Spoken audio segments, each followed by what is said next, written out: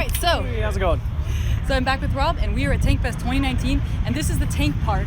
Yes. And came all the way from the States. He came all the way from his herd at Fort Benning, and we're gonna do a quick little run through and show off the group of tanks that are here. So if you have any questions, let them know, and if we're still around, then we answer them as we go. And we'll do a lot. There's obviously a ton of vehicles here. This is just like a handful of the ones that are in the collection, but are the ones in running order that go out into our arena. So you can hear some engines in the background as it's still going, and we'll see what else we can get. So let's turn this around, and we're gonna show you guys the park. All right. There are a lot of vehicles. A lot. Yeah. So we can just kind of go through them. This seems to be the smaller vehicle section. So you have your Daimler armored cars, other various wheeled vehicles. British were really actually kind of a leader with wheeled reconnaissance vehicles in World War II. We kind of used them, but by the end of the war, we're kind of focused on tracks.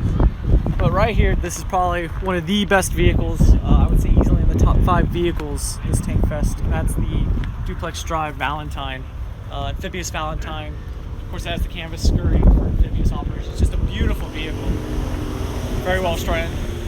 Honestly, one of the more rarer types of tanks probably left in the world. Is this one of the only ones in running order? I believe so, actually. If you were at the D-Day celebrations this year, you might have seen it. It's owned by a private owner here in England who who restored this all himself, self-taught. As you can see, obviously you have your propeller screws. So that's why it's Duplex Drive, 2 drives. So you have one drive which goes to the track, so then shifts over and it shifts over to the propeller screw.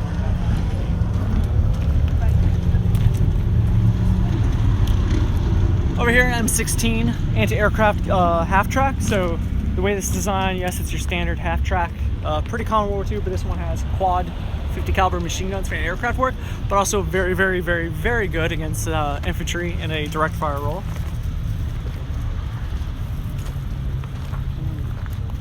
Is this the carrier? Yes, Yeah. This is what we call the Bren carrier, but carried many other weapons besides being just the Bren. Hence the universal carrier. Yeah, so as you can see, small crew compartment. As you can see, the driver's steering wheel, he actually looks through it while driving. What? Yeah. That little spot right there? Yeah, actually, yeah. See that? Wow. So, as you can tell, this would be quite a vehicle to drive. Yep. Apparently I'm allergic to smaller vehicles. Alright, and then we have our Stuart 4, what the British call Stuart 4, M3A1 light tank. So, in America, we had the M3 Stuart, which was pretty much just an upgrade from our M2A4. But what makes an M3A1 is, besides a few external modifications, is really the turret. So if you look in there on the original M3, the tank commander, who was also the gunner, and his loader, they actually stood behind the driver and assistant driver. And here you can now see they actually have a turret basket. It's a powered turret that they can actually operate the vehicle from. So 37mm main gun. And then you have a 30 caliber for aircraft work, 30 caliber coax, and then the bow gunner has his own 30 caliber machine gun. Also a very beautiful restoration. There's not many vehicles here I won't say a beautiful restoration to, so you'll probably get sick of that. And here we have some unique things. Oh my gosh.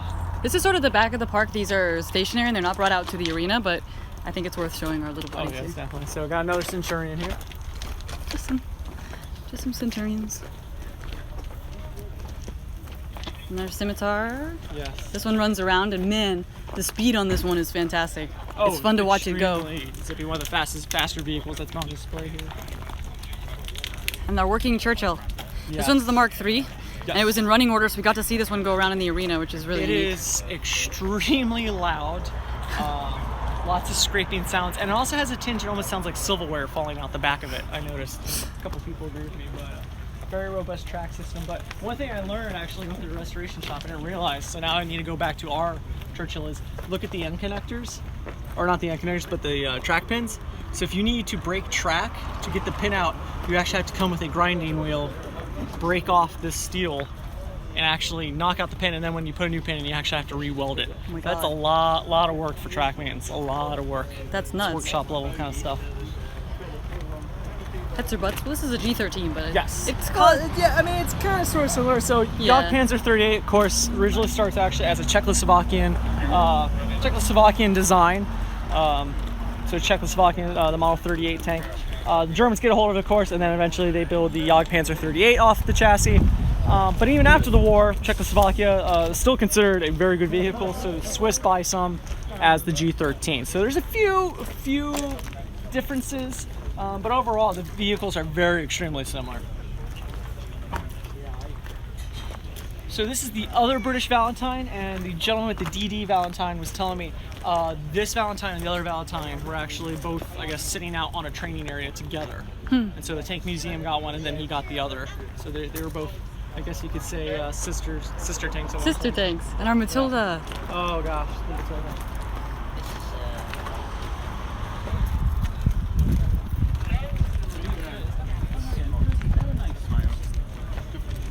This is beautiful. She had some trouble yesterday, but doing all right.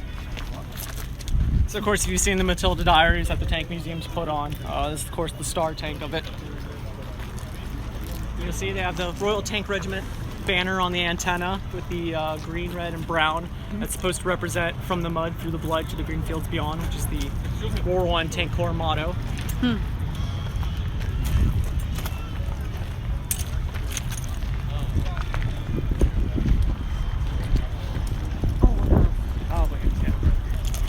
And there's a Matilda one. This Yeah, one so that's an extremely rare vehicle in having a Matilda one. So you can actually see how the original Matilda design started before they essentially encased the entire vehicle in armor.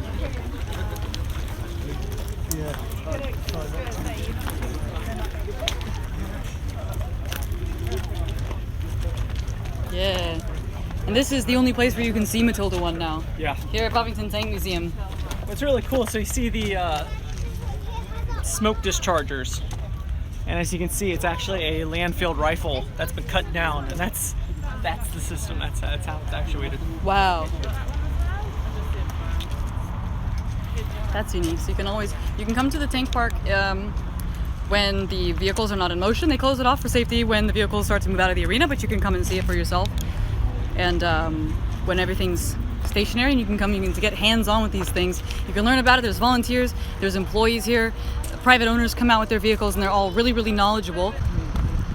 So this is an M24 Chaffee, of course. I believe this is one of the Belgian ones. I don't know where this one's from. I'm trying to remember where this one came from. It has British markings on it. Yeah. So M24 Chaffee, prior to this, the U.S. Army was fine with its light tanks only having a 37mm gun.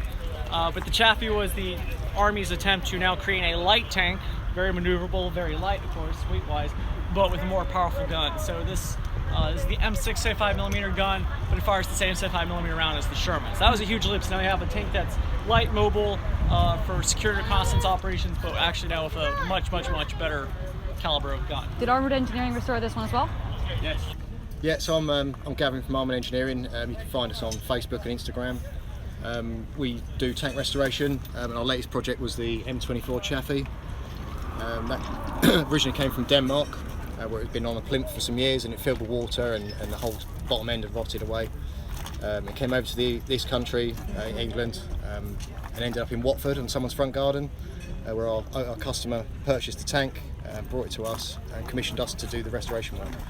So it was about 2.5 years worth of graft, and this is sort of our first outing to do testing, make sure the engines work. Unfortunately, we have got a few oil leaks and bits and bobs to sort out, but that will come back in October time. We'll finish it off. Awesome, thank you. No worries. I will be on our way. See you around. Cheers.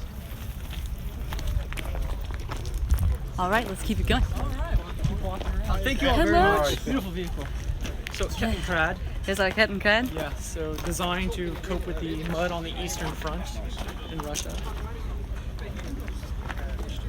These are awesome to see in motion too.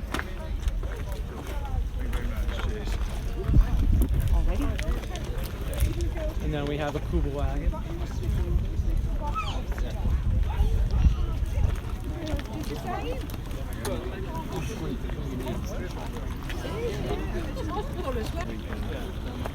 And as you can see, but there's both British and Allied modern vehicles here as well. I guess a plethora is the correct word for it all. There's Yeah. A gaggle? What's the word Yes. for like a plural tanks? A herd? I think a pride. I don't know. Pride of tanks? Maybe Panthers. Panthers have a pride. That's right. So, it's a beautiful Sherman Firefly that I got to climb on a couple days ago. Another guest vehicle. So this is one of the ones that came from Belgium. Yeah. Yes. I believe so. So beautiful, beautiful Firefly with the 17-pounder gun. As you can see, of course, the replacement of the bow gunner's machine gun, the ammunition rack. Super cool. So we have an M4A1 Sherman, which means it's the, as you can tell by the rounded shape, so it's cast hauled with the radial engine. And if I remember correctly, I think this one was also in Fury. Also in Fury, this one, a star. That's right. Yeah, one of the stars in Fury. That's right. The Firefly was a star in A Bridge Too Far. That's it. Yeah, that's right. Yeah. So a lot of these vehicles are actually, you've probably seen them in movies at some point. That's right. These tanks are movie stars. Yes.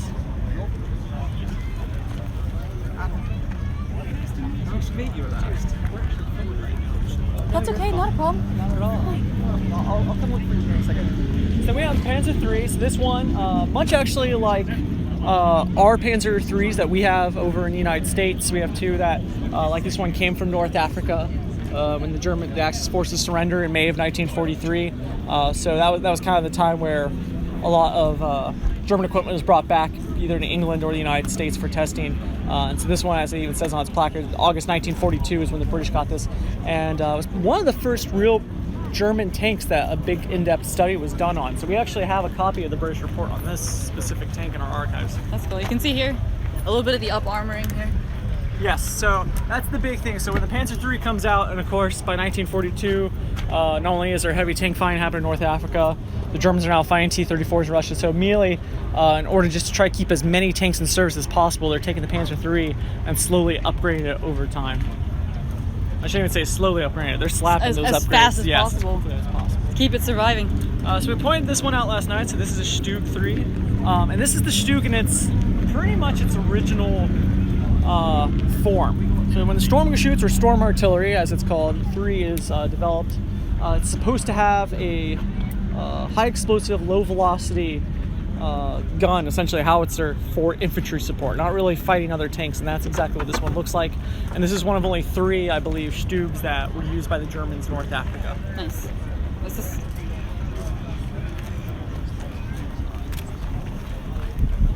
You can see there's some big crowds here. A lot of people come out to see these things, and it's awesome to be able to come in and see them when they're not being the stars in the shows. There's tons of crowds. This place is the place to be on Armed Forces Weekend in the UK.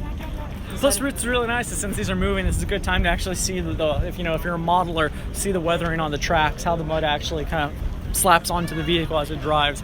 Kind of get appreciation for just how dirty these vehicles can get. Oh yeah. And this is really cool. So this is the British Army's display. So there's a bunch of really neat modern vehicles in here. Yeah. So over here we actually have this. So this is a Danish Boxer vehicle. Do you know they have their Gepard on the other side? Yeah. They have assortment of British engineering vehicles, which compared to the American Army, they sure have a ton of engineering vehicles. Yeah, which is really cool. It's incredibly cool to see in motion. These things are huge and interesting, and they're not just your usual big guns, big armor, but it's cool to learn about their function as well. There's a lot of other different roles that the big things need to play to make sure that the tanks that we know and love can do their jobs correct. So this big bridge layer, it makes its own bridge so that vehicles can pass, and it does it all with this incredible hydraulic system that you can see here. And they show this off in the arena as well, which is incredibly cool. So here we have a Warrior. So this is a British infantry fighting vehicle, different than armored personnel carrier, because not only is it supposed to drop the infantry off to go into battle, but then it follows and provides fire support.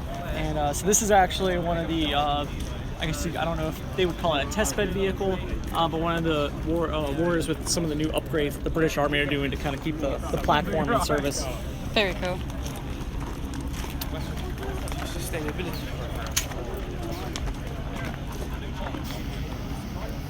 So this is actually original Warrior. As you can see, they beefed it up a little bit. Yeah, so there's this one. Beefier Warrior. Bigger, better, faster, probably not faster. Stronger. Typically, I guess when they beef stuff up, it doesn't go faster. No, That's not really a thing. Yeah. And then, of course, Challenger 2. You gotta have a Challenger 2 here at Tankfest. Incredible to see in action. Oh, it's such a when that turret swings around and it goes so fast, you can see that thing move. Whoa! There's nothing more intimidating than one of these things just rolling. Super cool. And you have some more of our other armored vehicles with modern uses.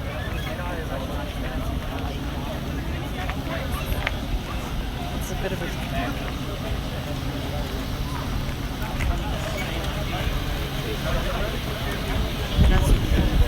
So yeah, you have the Foxhound, the Mastiff. What is that? Is that the? Okay, so that's their new Husky, I think it is. So these are all the kind of vehicles you would see them being used in Afghanistan and other counterinsurgency style operations. So very similar to American MRAPs, pretty much based off the same chassis. Cool. And these are really cool because the Army comes out and they operate them, and you can learn about it right from the guys who are using them and are familiar with them. You can ask questions and hear their stories and things like that as well, and then see them roll around in the arena, which is incredibly cool. This is cool. There's more than one Panther at this event, and Will the real one please stand up? yeah, this one's pretty cool. Well armored, very modern, aggressive.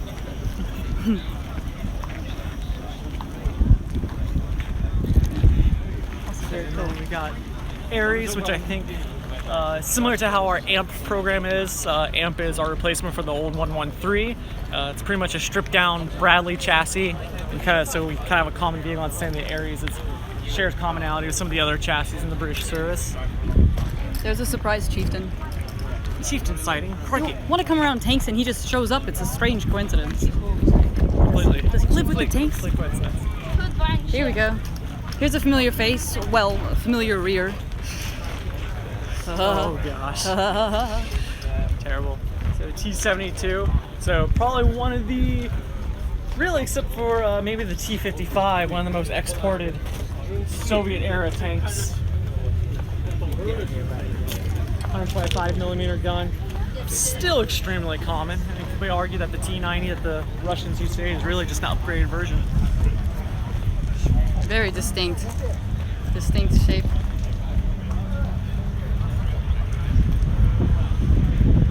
Distinct turret. Here we go, some of my favorites. Yes, now we got the American USA M60. I think this is an A. Wait a minute.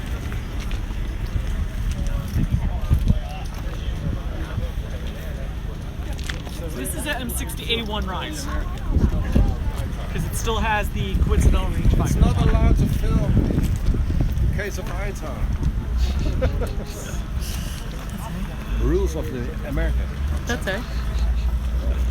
We're just touring some big strong And ones. then we had the M103 heavy tank. So this is M103A2, so this is the Marine variant. So first of all, the M103A1 introduced a new fire control system, including giving the gunner his own sights instead of the tank commander only having a rangefinder. And then the A2 model uses a diesel engine, air-cooled, and that's for the U.S. Marine Corps. Of course, the M103 originally developed as the Korean War outbreaks to essentially give us something if we had to fight heavy Soviet tanks like the IS-3 or the T-10 that came after it to give us an advantage. Very awesome. You should be able to talk this one. Handsome M103.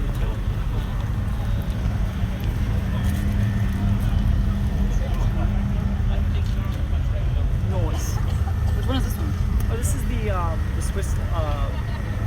I can't remember the nomenclature. Is it the 58? I think it's the 50. Dude, I don't think so.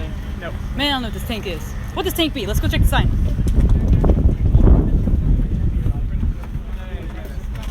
It's handsome. 61. Ow! Not the 58. Shoot, I was 61. actually right because in my head I was like, oh, it can't be the 61. It's not the 61. No, it's the 61. I feel silly now. Okay. I could have done that. I could have been a contender.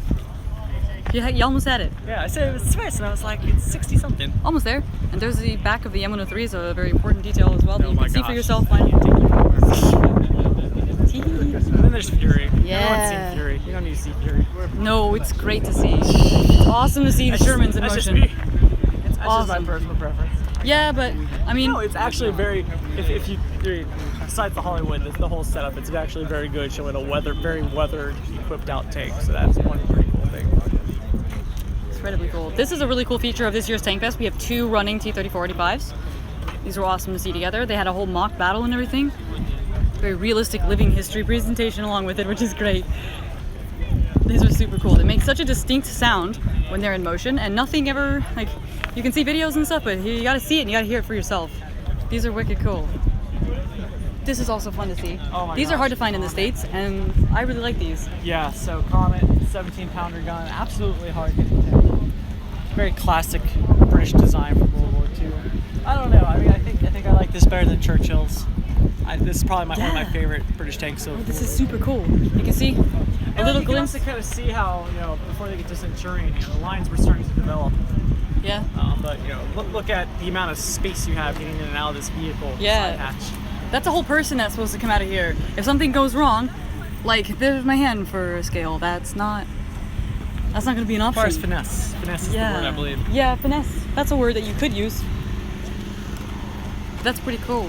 So this thing is also in running condition. And this is actually one of the ones available for crew day. So what crew day is you can actually buy a ticket and you get to be one of the crew for a day. So you get your own pair of coveralls and you get to go around with a volunteer. And that volunteer will drive you around the arena in a vehicle during one of the shows, and you get to learn all about it. You get your own high-vis vest, and you can stay in the arena when they're moving the vehicles, as long as you're not like on the ground and stuff. So this is quite cool. Crew day is one of the coolest experiences I've ever had. So the Comet is available for one of those, so maybe sometime in the future you can enjoy that as well. This is probably one of the more unique vehicles, and I think one of the vehicles they were most excited about having. So this is the Dutch version of the Gepard, which is what we call if I'm saying this correctly, a SPAG, if you will, a self-propelled anti-aircraft gun. So has not only the guns on board, but has all the radar and everything capable of actually tracking, locking onto, and downing those zoomy things that harass tank. So now we have a combination of engineering recovery vehicles based off the Centurion chassis. So the ARRV and then the ARV. And these are cool too. You get to see these in actions because sometimes the chieftains break down in the arena.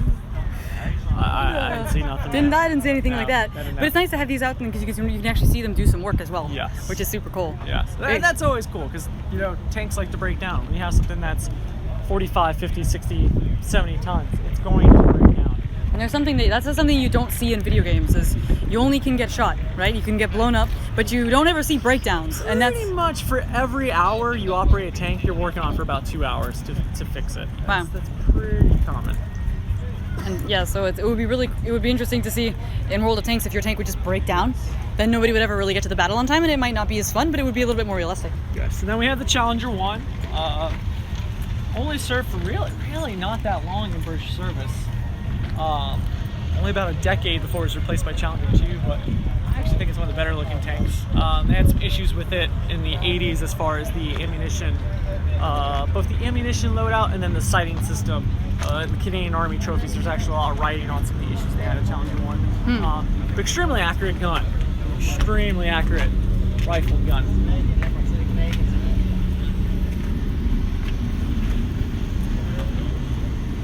And there we go, Craig Moore. It's Craig Moore. Craig Moore is back in my Special streams. guest appearance by. That's right. Good day. This guy's a World War I tank expert. This is a very important name. Flying So the name Flying Fox. Yes. This is on a World War I tank. And it's a you very kept famous it- photograph. Yes. That it went over a bridge, I believe it's a Cambrai, and it collapsed the bridge. And there's lots of photographs of it in the ravine. And they then built over the tank, and there's then photographs of vehicles going over the top. So it's nice that they've kept They're the saying it's Flying like Fox. the first, what do they call the Sherman variant with the, was it an arc? Yeah, Sherman variant, yeah. So are you saying Flying Fox is the first it's nice. accidental arc? The modern army is keeping some of the old traditions alive Oh, with yeah. the names, and also you notice on some of the British tanks you have the eye on the top. Yes. Now that's the Guards symbol, but again it's a World War I symbol. We were going to sell the Mark IV tank to the Principality of Malaysia, and they have ships. They have the all-seeing eye because they paint eyes on their boats. Good fortune. So that they, good fortune, so they can find their way home. So also on the tanks, they wanted an eye painted on it, and the Guards thought it was a good idea, and that tradition has carried on. It's awesome. I mean, if the tanks don't have eyes, how can they see? Yeah, and they are land ships. They weren't tanks. Land ships. How will the ship find its way home? That's right. Mud. Sit, have fun. Thanks, Craig.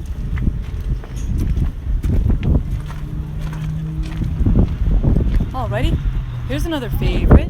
Oh my gosh, we're almost towards the end already. Yeah, it's wrapping up. So here we have the leopard, or the leopard is the German saying, but since they have to say leopard. Leopard.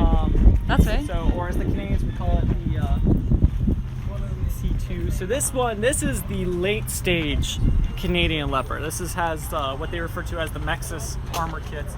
Just beautiful, beautiful, beautiful tank. Because unlike the leopard, has some of these modern, very angled, added-on applique armor kits. Just gives it a very futuristic look for an older tank. Yeah. I just like. I mean, it just looks mean. It looks way more modern than it actually is when you. No, it's very true. I mean, we're talking. This is a 1960s era tank, and these were kicking ass in 2008 in Afghanistan. Just extremely effective weapon system. But now, of course, they're going to Leo 2s, which they're very excited about. Talking to all the Canadian armor officers I know. But very, very, very effective battle system.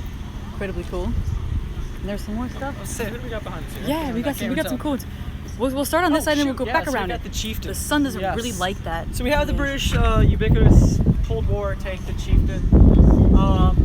Overall, a good tank, but always had issues with its engine. That was always an issue the British tanks had during the Cold War with some of their engines and reliability. But I would argue their guns are the sniper rifles for tanks, especially the rifle gun. And then we have the Centurion Mark 12, so extremely classic British design, and some would argue one of the best immediate World War II, early Cold War tank designs, I'd say. Mainly because not only when it came out was it extremely good, but also because it lasted so long. The tank had so much capability to it as far as constantly being upgraded with better guns and fire control systems.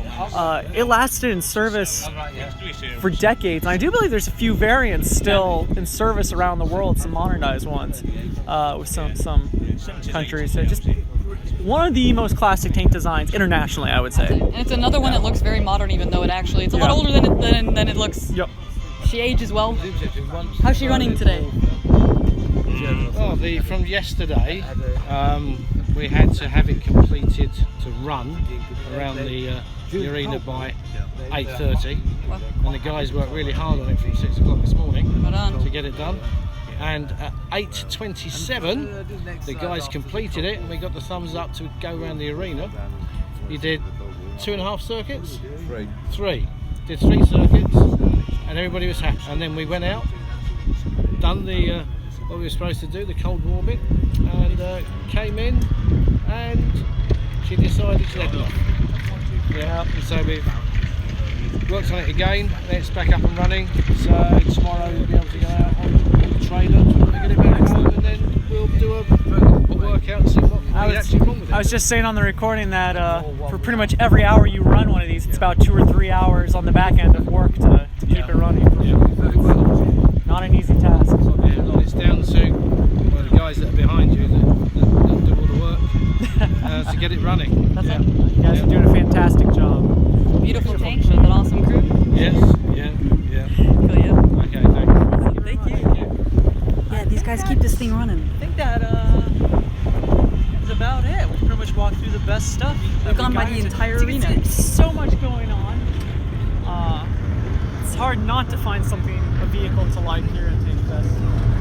Amazing event, and it's just been a fantastic experience coming from America and seeing this collection. I might work at a tank museum myself, but there's always so much more to learn. So much more to learn. If I ever say I know everything, well then I can tell you I'm lying to you. And so we're all constantly learning here, and it's just a fantastic experience we're having. This is super, super cool. So this is one of the emptier that you're going to see the tank parks over the weekend. And you can come in, you can talk to like these guys here. They got this tank up and running in like less than 24 hours when it was kaput yesterday. You can That's talk what to tankers them. do. That's right.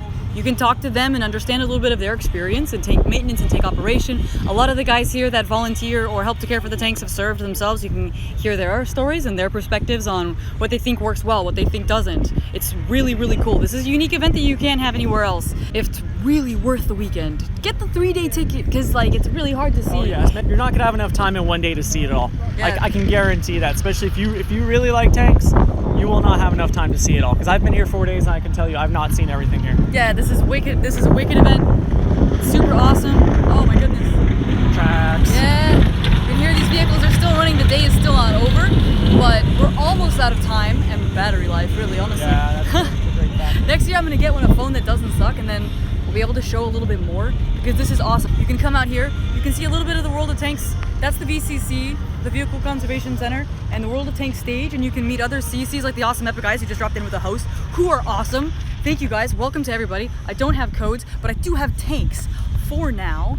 And so we'll be ending off in a second here, but we'd like to thank everybody for coming by, because you guys are all awesome and I wish you could all be here, and I want to recommend this place. So if you guys ever are you doing something in the summertime, if you're saving up for a trip, make it this one. This place is really, really great, and these tanks are incredible to meet and to see for yourself, hear them running, see the machines going on, and hear the stories of the people who work with them. Though there's a ton of volunteers here, a ton of employees that know a lot, and they don't have a FAMO, but they have a lot of other stuff, and it's different every summer. And So that's how you're gonna judge them, huh? Absolutely. It's my pleasure to be here. Thanks to Rob for the walk around and all the information. We're all having fun together. That's right. Thanks to Rob Cogan. He's the curator out at the Fort Benning National Armor and Cavalry Collection, and we'll hopefully be seeing some more stuff from out there. But in the meantime, let's say goodbye to all the tanks, and I will see you all next time. Bye.